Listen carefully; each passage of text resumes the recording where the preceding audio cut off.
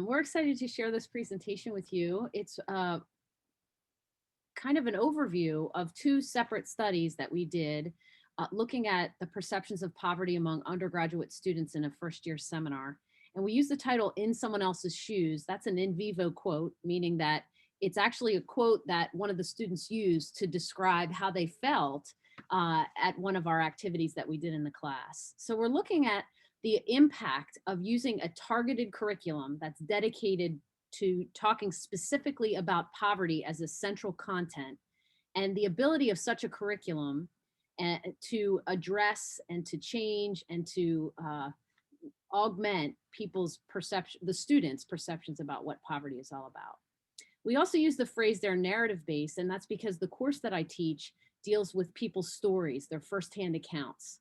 And so that's a really important part of the curriculum. So we are hoping that this presentation will allow us to look into the ability of, like I said, a targeted curriculum to impact the socialization of students and to change people's attitudes about poverty.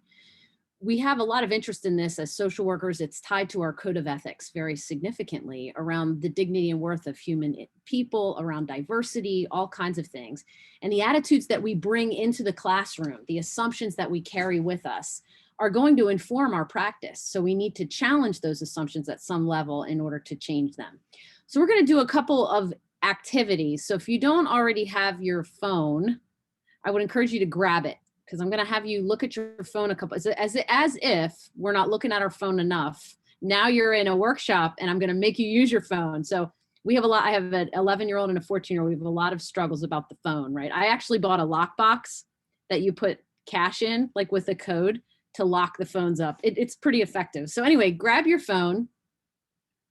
We're going to do a couple things. The first thing I want you to do when you get your phone, and of course, if you don't want to participate, don't participate. But if you do, and I hope you do, just pick a friend that you know and text them this question: how would you categorize poverty attitudes in the United States?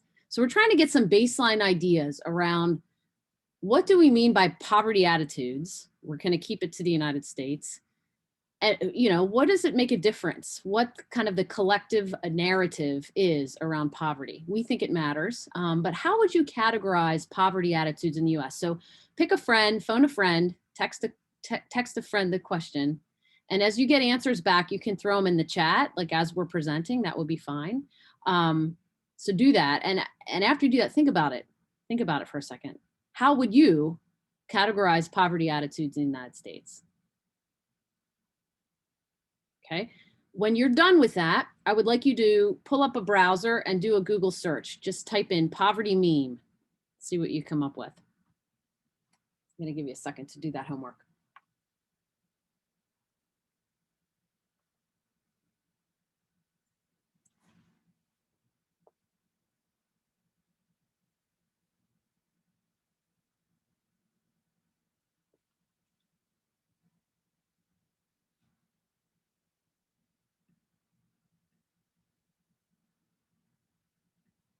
Because we have one response in the chat: avoidant.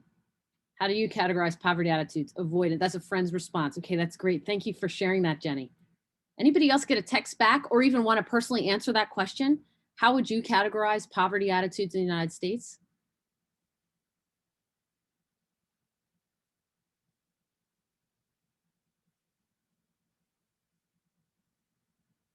Anybody have any thoughts?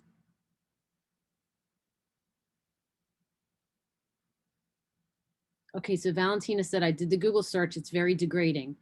Brittany said, there's a meme. You mean to tell me you want to help people so you travel thousands of miles to a society where you don't speak the language? So awful. So degrading, disparaging, these kinds of things, like not positive, right? Not empathy. So we're going to do a little activity here. We're going to take a look at some memes that I have pulled off of the internet. And if you are like me, you probably know which Facebook friends to find these posts on, right? So when I had prepared this years ago, these particular slides, like I knew exactly where to go to get these memes. So I'm going to pull it up, and I actually prefer that if you could like unmute and share so that I feel like I'm not talking to the wall. Of course, you can use the chat if you want to, But what we want to look at is like, what's the assumption behind the image? Okay, so whenever we put an image like that up there, there's something that we're assuming about people. So the question on the table then is, what is the assumption? Okay, what is the assumption? So feel free to unmute and share. So two types of shoppers, no job and job. What's the assumption behind this one?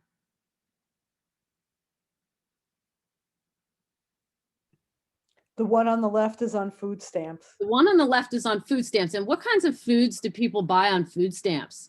Unhealthy. Unhealthy, like Cheetos and everything else. This is my son's dream, all these junk food items right here. In fact, he does have a bookcase in his room, and it's not filled with books. It's actually filled with junk food. It's true, head to toe.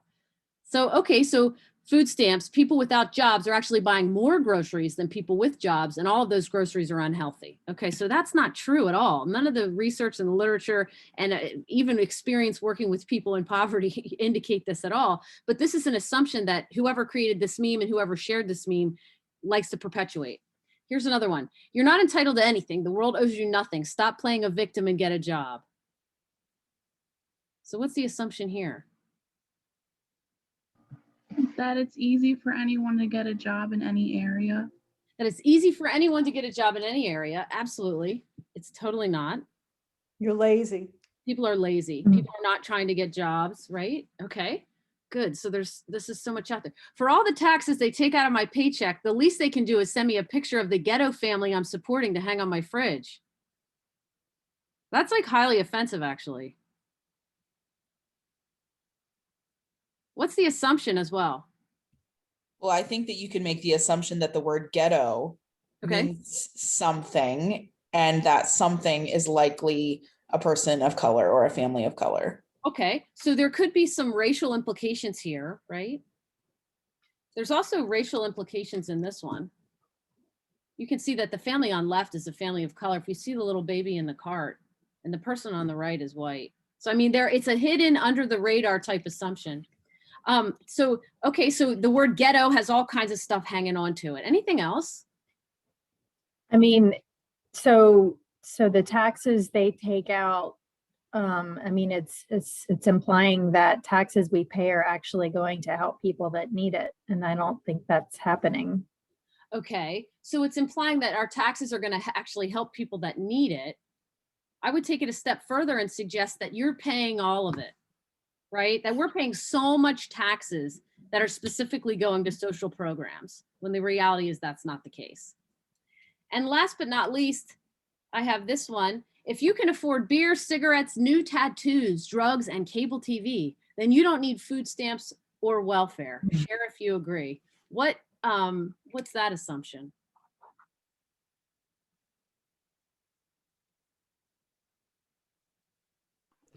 You're spending your money on things that you shouldn't be before you spend your money on things that you should be spending it on. Yeah, so people who are getting food stamps and welfare are buying beer and cigarettes and tattoos and whatnot. Just as of an important note, I took a note down that when I pulled this picture off of the internet, which was a while ago, it was a couple years ago, it said share if you agree. It had 4,440,126 shares. So like people are sharing that rampantly. Not only does the person sharing that think that, but also is encouraging other people to consider this idea, right? I mean, I have to be really compelled to share something on Facebook. Like I have to be like, you know what? I think this, and therefore I think everybody else should think this, right? So 4.5 million people shared that one. Okay, so Dawn's going to talk a little bit about why poverty, what does that have to do with anything, and also about professional socialization. So I'm going to hang it over to Dawn. Okay, hi everybody. So, we asked the question, why are we focusing on poverty specifically? And as Dr. Frank's discussion demonstrates, these negative attitudes about poor people and poverty, it's not new. This is something that we find that attitudes about the poor and people in poverty are things that are actually kind of built into our institutions. People have assumptions that they have made, sometimes maybe even unconsciously, about, what are poor people like? what do they do, how do they act, and, you know, their own relationship to people in poverty. And when we have students who are looking to become social workers, there's a certain level of trying to figure out, you know, where they're starting from, and also then how do we kind of elevate them to where maybe they are considering this issue and a lot more fully than they may have, you know, previously, coming, especially as undergrads, they're coming from a high school education. And I can't, you know, personally remember any discussion of poverty in high school. So, you know, the college level where you're starting to specialize is where this conversation really has the opportunity to begin. So that's what we call professional socialization. And this is the idea that you have your own ideas and you come into a situation with your own assumptions. And some of you may have come into this, you know, this conversation with your own assumptions. And I see a lot of names that I recognize, so I think I know what those assumptions are. But we've all encountered, you know, individuals who really will push back sometimes on some of these ideas, and they're the people that are sharing those memes that Dr. Frank showed you, or it's the, you know, the racist uncle at Thanksgiving who has lots of wonderful things to say that make you, you know, need to go outside and take a little walk. Social work students need to be prepared not only to confront their own, you know, preconceptions and their own biases, but also be prepared to speak to that, because poverty is an issue that really just goes across the entire board of issues of social work.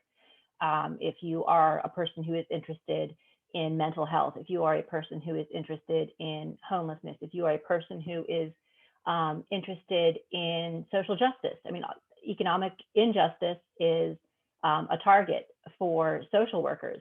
And we have, you know, an obligation to address these issues in both our own practices and, you know, sort of in a broader and an overall way.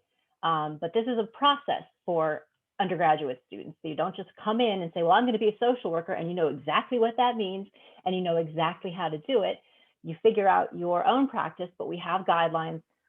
We have the Code of Ethics with the ACSW, and we have the feedback and understanding provided to us, you know, through what we're reading, what we're discussing, and what we're learning. And that's all, you know, part of figuring out how do we cultivate this within people so that they are expanding maybe what knowledge they've come in with. Excellent. Okay, so we're going to do another activity with that phone. So if you want to go ahead and grab your phone again. And if you see a text, did anybody get a text back or response? Go to a web browser and you're going to type in kahoot.it, not .com, kahoot.it. Kahoot.it, and I'm going to do a new screen share right here, and you can see now the game pin. So you go to kahoot.it and then enter the game pin. So it's 493-4007, and make up a name or put your own name. There's Allie. Okay, we're in. So your name will show up on the screen as we do this. We're going to share a few questions. This is the questions from the survey that you'll hear about in a minute. Obviously, you can't pull apart questions, so we can't analyze these data in any way because you can't pull apart a survey because it's constructed in such a way to measure a specific thing, in this case, poverty attitudes. But some of the questions are actually really interesting. So we pulled a few out that might be of interest, and it will be anonymous. No one will see your answers, so you can answer however you want. Even your name that's on here, it won't show. So if you've never played Kahoot before, the question will show up on the screen. And on your phone, you'll have an option of 4 choices that'll be colored blocks. So you just want to click the colored block that you want. And it's going to be like strongly agree, agree, disagree, strongly disagree, like that. So you click the colored block that goes along with the response that you prefer. And that's how we'll do this. Okay, so we have 11 people. Anybody else want to jump in? And we're going to start this now. All right, so the first question, these are all related to poverty attitudes. We'll just do a couple questions here. Number 1, most poor people are dirty. strongly agree, agree, disagree, or strongly disagree. So we had 11 people. It's going to be either 1 minute or until 11 people answer.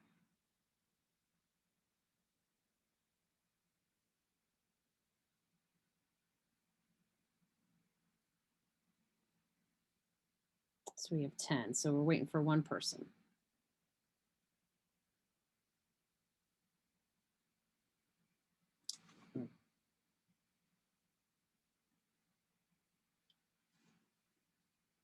All right.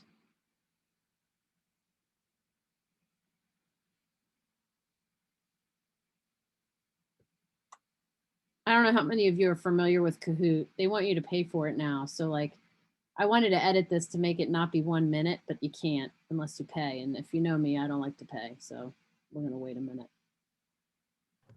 All right. Give the ID again if people are still able to join it.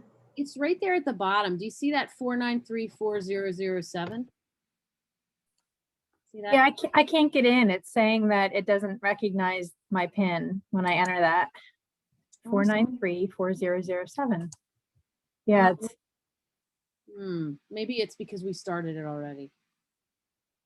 I don't know. I'm sorry. that's okay. I'm okay with just watching. Okay. So we're not, okay, so we have a little disagreement. So 27% disagree and 73% strongly disagree with that.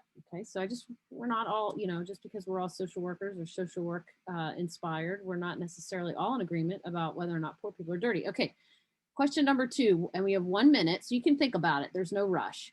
Poor people use food stamps wisely.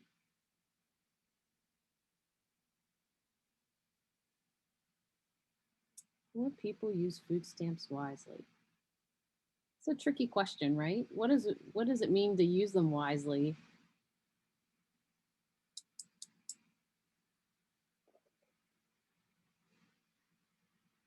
And as we do this, if you get any text back, go ahead and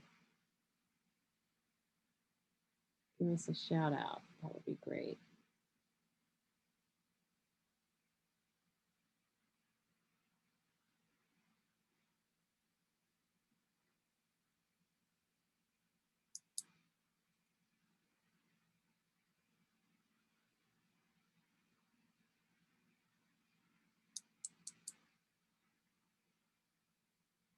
All right.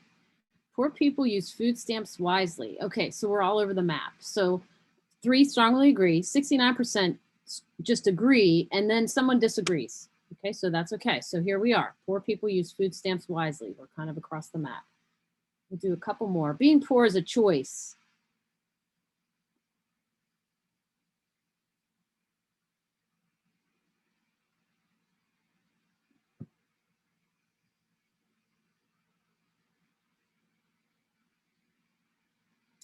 All right, that one went quicker. I don't know why. 3 people disagree, and 11, 79%, strongly disagree that being poor is not a choice. Again, it's like, what does it mean to have a choice? And in social work, we practice from an empowerment perspective. So we want people to have what's called self-efficacy, that I can actually change my environment and I can have an impact and my choices make a difference. So a conversation around what's a choice and what's not a choice can be reductive if we're not careful. All right. Number 4, society has the responsibility to help poor people. This is where we kind of get into policy discussions too. It's like we can talk about being poor, you're dirty if you're poor, you don't use your money wisely, or maybe you've chosen a lifestyle for yourself, but at some point we have to decide whose responsibility is to fix it. So here we're all over the place. So 50% strongly agree that it's society's responsibility, but 14% strongly disagree that it's society's responsibility. And then we have some people hanging out in the middle. All right, number 5. It upsets me to know that people are poor.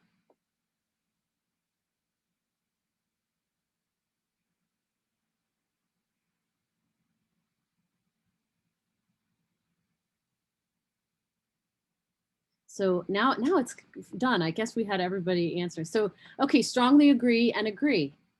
One of the things I think it's important to note is I also teach policy at the master's level, and every semester I do this. And every semester there's some students that say strongly disagree. And I don't know how to handle that as a professional, as an educator, and even as a human being. Okay, because it's literally a social work class, and sometimes students, it doesn't upset them to know that there are people who are poor. So we have a little research to do to get behind that. Let's do 2 more. If poor people worked harder, they could escape poverty.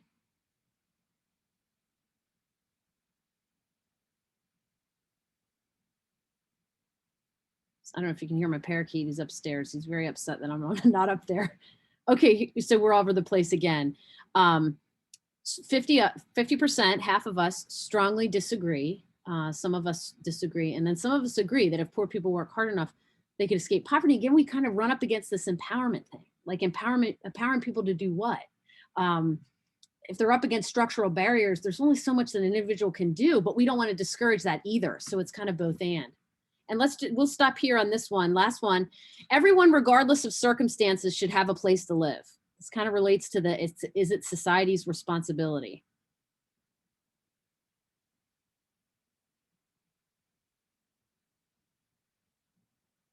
Okay, so we're split up here. 86% say we strongly agree. Everyone, regardless of circumstances, should have a place to live, but 2 people strongly disagree. There might be some people that it doesn't matter about their circumstance. They're not entitled to it, perhaps. Okay, so lots of ways to kind of think about this. So let me just tell you a little bit about the class. This is a targeted course. We call it a University 103 course. The goal here is, again, it's first semester students, and at the university level, the course is intended to help freshman students acclimate to college life. So we usually do a lot of kind of transition topics about getting used to living on your own and how do you find resources on campus. And it's kind of supposed to be, I usually tell the students, this is like our study hall, homeroom, not study hall, homeroom, right? Like bring your questions here, we can kind of connect. And our particular one is a major based course. So it's all social work students. And we have decided to have the content be all about poverty. So the focus of the course is addressing poverty, dealing with poverty, learning about the history of poverty, how the United States has attended to poverty. I do a lot of innovative activities, experiential learning. We do field trip, we do letter writing. The book that we use is actually stories that people wrote about their own personal experiences. So we start there. We start with the narratives of people who have firsthand experience. And we try to use that as the lens for understanding this big, gigantic picture of what is poverty all about. Essentially, the class is looking at the question of what is poverty all about. We also use a lot of current events and have a lot of critical reflection. So all of the activities that we do in the class are followed by both group and individual reflections on their experiences. I think that's all. And I'm going to turn it over to Karen to talk about our study, which she'll talk about the quantitative and I'll talk about the qualitative. Thanks, Jen. So I'm going to talk briefly about the methodology, and then I'm going to share the results for the quantitative analysis. And then Jen will follow up with the qualitative findings. But as Jen stated, this is a first-year undergraduate social work course, and we've been collecting data over 4 years. So the data that we are reporting covers this period of time. And I think it was like 2016 to 2019. And there were 103 students, but only 99. So it's voluntary to participate in our study. So we had 99 of the students agree to participate and complete the survey. So it was a mixed method process. As Jen stated, all of the assignments, many of the assignments that she has incorporated in this course, there's a reflection component. So that comprised the qualitative part of the study. And then those assignments ended up being analyzed thematically, and Jen will share those results. Quantitatively, we used it's a 39 question undergraduate perceptions of poverty tracking survey. And there are 6 subscales that are part of that scale. So just to share with you what those are. The first one is assessing whether individuals believe, so it's the welfare attitude, and it's assessing whether students believe that people who are in poverty, if they are different from those who are not. The second subscale, poor or different, is assessing, wait, I mixed that up, I'm so sorry. That's the poor or different. The WA, the welfare attitude one, is assessing students' attitudes about welfare programs.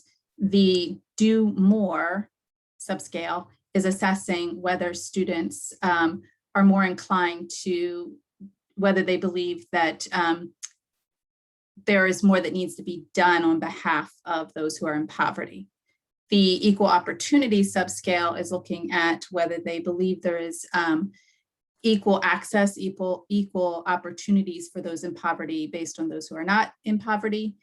The subscale that's measuring fundamental rights really is looking at the human rights aspect of poverty and whether they believe that everybody should have the right to food and clothing and shelter.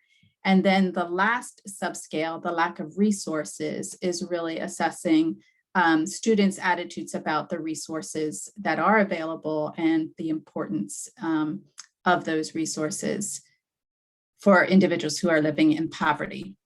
So the findings from the quantitative, and I should state that this is a 5-point Likert scale from strongly disagree to strongly agree. And so the higher the score, the more positive the attitude that the student had on that particular subscale. So I should share that as well. So what you will notice, we first assessed whether there were differences across the groups of students in those years, and there were not. So we were able to then proceed with analyzing collectively, in aggregate form, the data we collected across those 4 years. And across all of these 6 subscales, we found a more positive attitude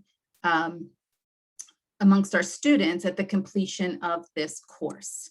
We're going to talk a little bit later when we get to the discussions and you hear the results from the qualitative so that we can then further explore what does that really mean. We listed the scores here. I do want to highlight to be transparent, right, in our research. Our scores were high to begin with in these subscales at pre-survey. So that is important to note, and we will discuss that as well. I also should highlight that because we didn't include our sample characteristics, attributes, but we are in Lancaster County, Pennsylvania. The majority of our students were females, which is common in social work. So about 90% were female, 83% identified as being white, and 85% identified as non-Hispanic Latino. So also give you a sense of our sample. So our qualitative analysis, like Karen had mentioned, really dealt with kind of a thematic analysis of the reflections that students wrote after 3 different activities. Well, the first was a course reflection journal that all students were given a notebook at the beginning of the semester. And anytime something struck them, they were to kind of write notes in their notebook. At the end of the semester, students are required to submit what I call a reflection journal to answer some specific questions about the messages that they could identify as objectively as possible around what poverty is all about. So our essential course question, what is poverty all about? And their journal looked at that. Okay, so they have this overall reflection journal that covers the whole entire semester. We do a couple interesting activities in this class, and after most of them, I have them do kind of a page reflection. The first is an economic vulnerability project where students work in groups to develop a monthly budget for a family of 3 or 4, finding housing in the community in real time, finding diapers, finding transportation, finding all the kinds of things that a family of 3 or 4 would need to do in Lancaster County. And they have to do that as a group, and then they have to do a reflection individually about that experience. Lastly, I have the students do what I call the food stamp challenge. I don't know if you remember a couple years ago, Gwyneth Paltrow did the food stamp challenge. The Onion picked it up. The Onion's like a fake news. These days, we don't know what's fake news and what's real news. The Onion's totally fake news. It's supposed to be funny, but they said that Gwyneth Paltrow took the food stamp challenge and she died. Well, she didn't die, but she did quit. And she had posted a picture of what she bought with the food stamps, and it was all organic and healthy, and she ran out of money in 5 seconds. So the food stamp challenge allows the groups of students to try to budget a menu. And a lot of these freshman students, they know how to cook ramen, they know how to make mac and cheese in the microwave, that kind of thing. They sure don't know how to put a menu together for a family of 4, which, by the way, could be a part-time job. But I ask them to do that, and they have to do that in advance of the project. They put this whole menu together. They can use Pinterest, their mom's recipes, whatever they want, and they make a grocery list based on their menu. Then they have to walk to John Hers, which is close enough from campus to walk, if they're able, of course, and try to pretend to get all of those groceries and see if their food stamp dollars will be able to do that for them. And chances are they're going to have to put some things back. They're going to have to cut back on how much meat they're buying. It's just too much. And so I want to know what changes they need to make from their initial menu and what they end up buying at the grocery store, which they don't have to actually buy. And they're not allowed to cause a ruckus in John Hers, because I don't want John Hers calling me and saying, what are all these students doing in here? And they're not buying anything. I also asked them to walk back and think about what it would be like carrying lots of groceries and carrying 2 kids, or riding the bus. Now they can go to any grocery store that they want to, but if it's not John Hers, they can't walk. So they're gonna have to take the public bus, which is free for students. So it's not a burden. Anyway, I have them do a reflection after that. Okay, so in this analysis, we used those reflections, 3 years of those reflections, and did a qualitative analysis. So from our 2018 and our 2019, this is kind of a list here of what we had. So we had 20 economic vulnerability reflections and 19 in 2019, and then 18 reflections of the food stamp challenge and 16, and then 23 reflection journals and 23 reflection journals. So these are what we're doing. We used NVivo to compile this data. We compiled it using the folder system in NVivo by assignment. And then we just did line by line coding with multiple coders. NVivo is a software program that allows qualitative analysis and lots of data. So it's fun to do. So that's what we did. And Laura's going to talk a little bit about some of the findings, the first finding being emotional responses.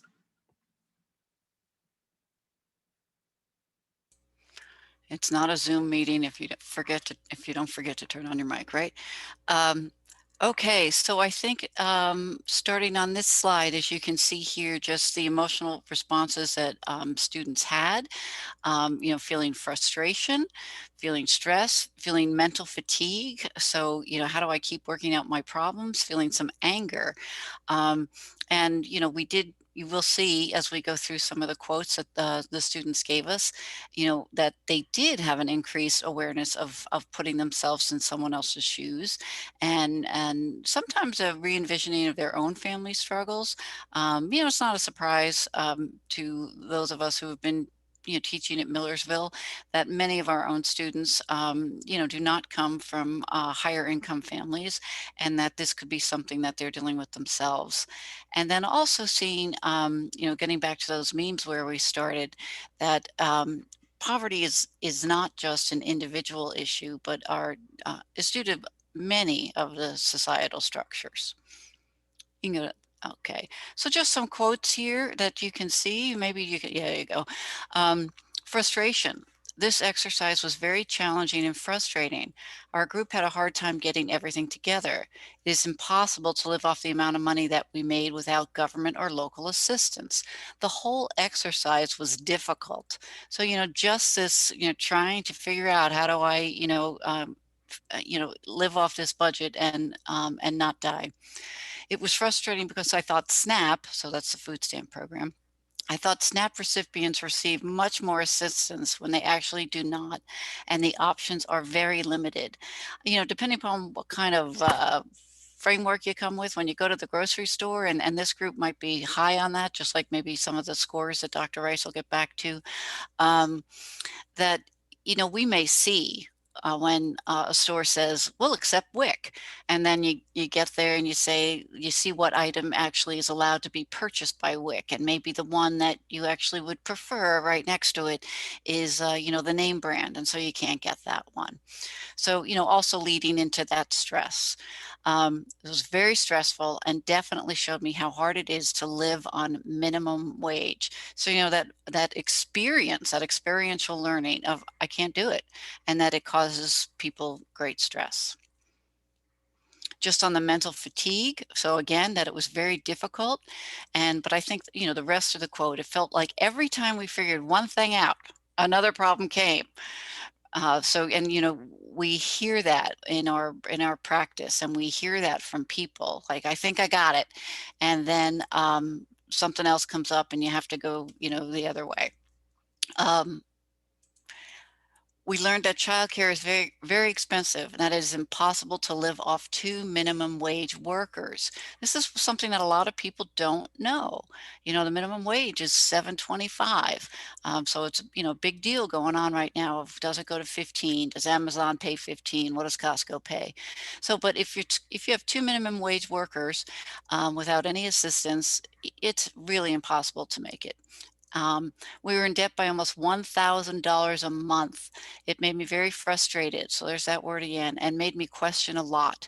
I don't understand how someone thinks a family can live off 1 minimum wage worker. It was hard to do this exercise, and we felt like just giving up and not trying to get out of debt because it felt impossible. So keep in mind, this is just a class exercise, and the students are feeling this level of frustration and fatigue and stress. And then finally, and maybe sometimes, maybe anger is the feeling that sometimes will spark people to action. It made me very upset because how can the government, or anyone for that matter, expect anyone to make a living while getting paid minimum wage? It is just not right. I felt myself getting angry while doing this. So again, beginning to take that experiential learning, and then, as Dawn noted earlier, into that professional socialization.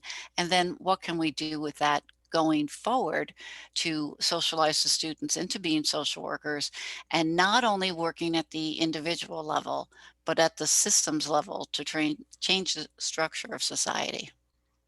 And I think it's back to you.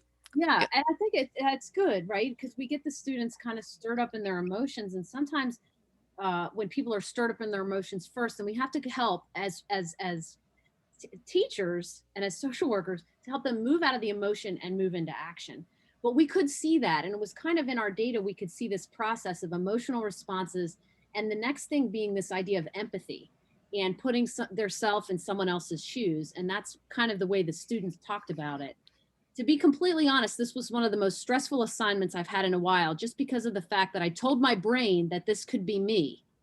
So we're like trying to understand, like we saw that students' attitudes did change, but the qualitative data is telling us how it happened.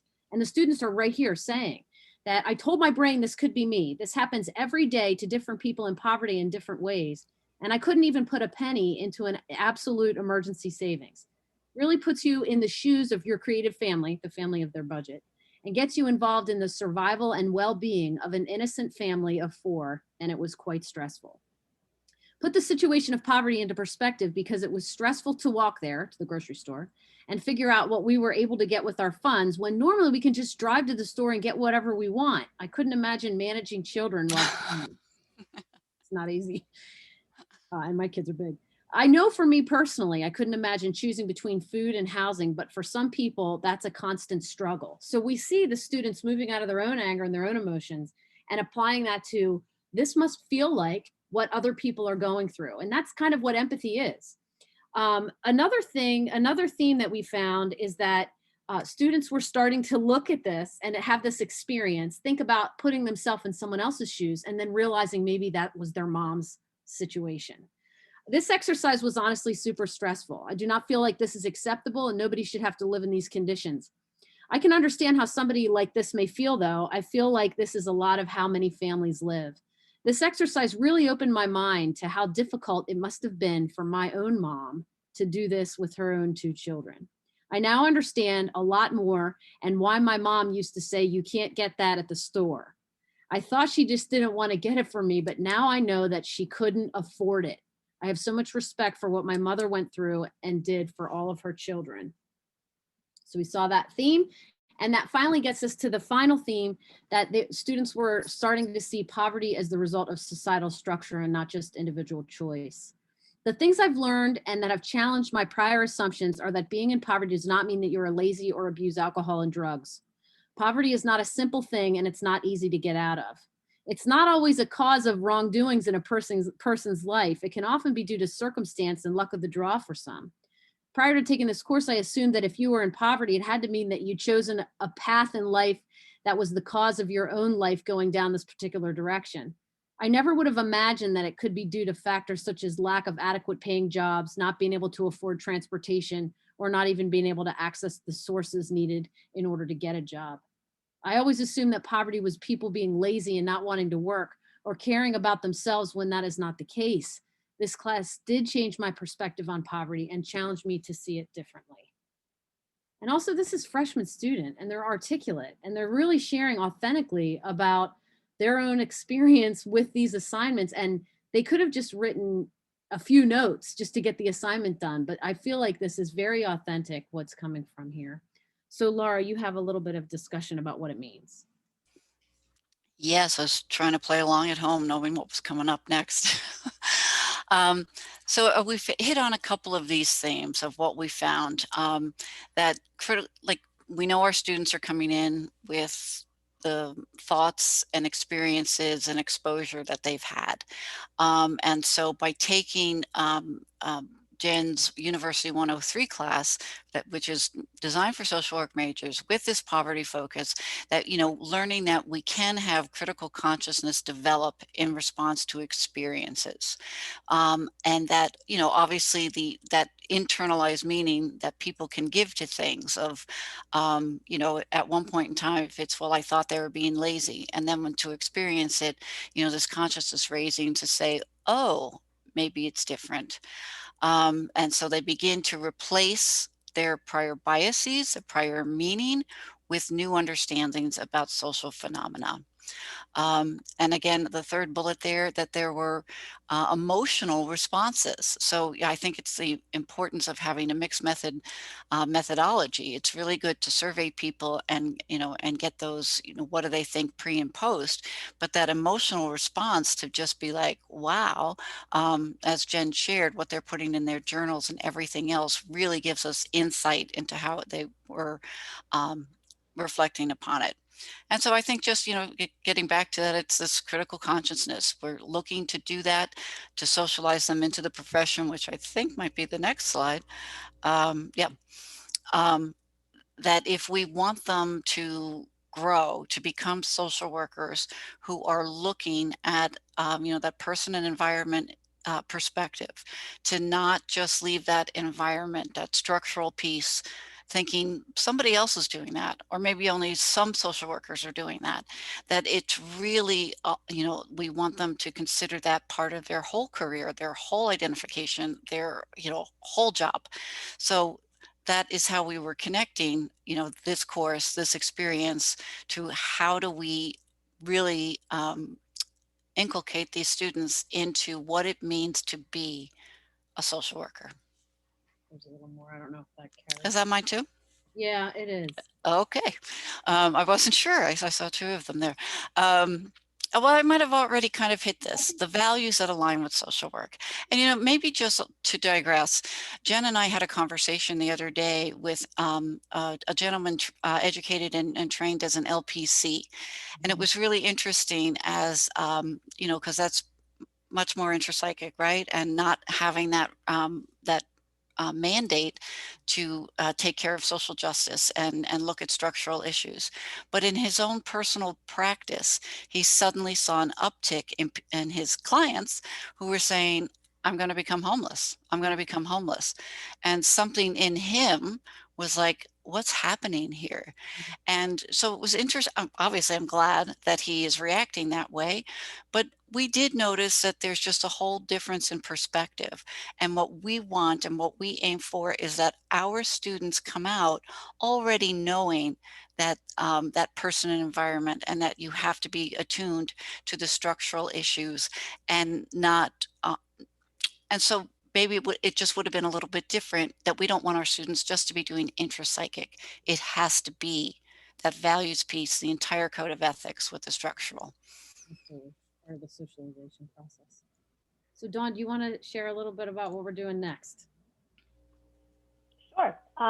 So we are moving on, not just with exploring what's going on with the undergrads, but also surveying MSW students. At multiple opportunities, they take a policy course, there's a field placement course, kind of a follow-up, there's other research courses that are involved here, and then at the very end of their tenure as students, offering this as a post-test as well. Just in a way to say, well, even what is the change from, you know, your undergrads, because you don't have to have a bachelor's degree in social work in order to get a master's degree in social work. I don't have a bachelor's in social work. And so, you know, we have people who are coming from different backgrounds who have maybe arrived at social work at a different point in their, you know, professional or personal lives, and what are they coming in with versus what are they going to leave with. And then we're also expanding this as well into sort of our social workers who are actually out in the field. Some of you actually, and I think it's, you know, definitely worth asking at this point in time if there's anybody who's at our presentation today who would potentially be interested in participating in this research. And you've got your MSW, you have, you know, your doctorate level degree in social work, and you're practicing in the field. We would gladly take your contact information, most likely just your email address, so that we can expand this this survey into the field. And then I think we're probably going to end up using, you know, some of the listservs that we have access to, but also sort of a snowballing process to say, if you were going to, you know, complete this survey, do you know anybody else who might, just to see, you know, what it looks like when we have professionals who have been working for 2, 5, you know, 10 or more years, and what the empathy looks like at that point in time. Yeah, awesome. So basically, just to sum up, we did the quantitative analysis, and it indicated that all of the students' attitudes did change. Although the scores were high at the outset, they still statistically moved in a positive direction, the way we would want to in terms of social work values. And the qualitative component was able to help give us some insight as to why that happened, the mechanism by which it was that students internally processed this, developed this critical consciousness together, and then at the post-test, they changed their attitudes.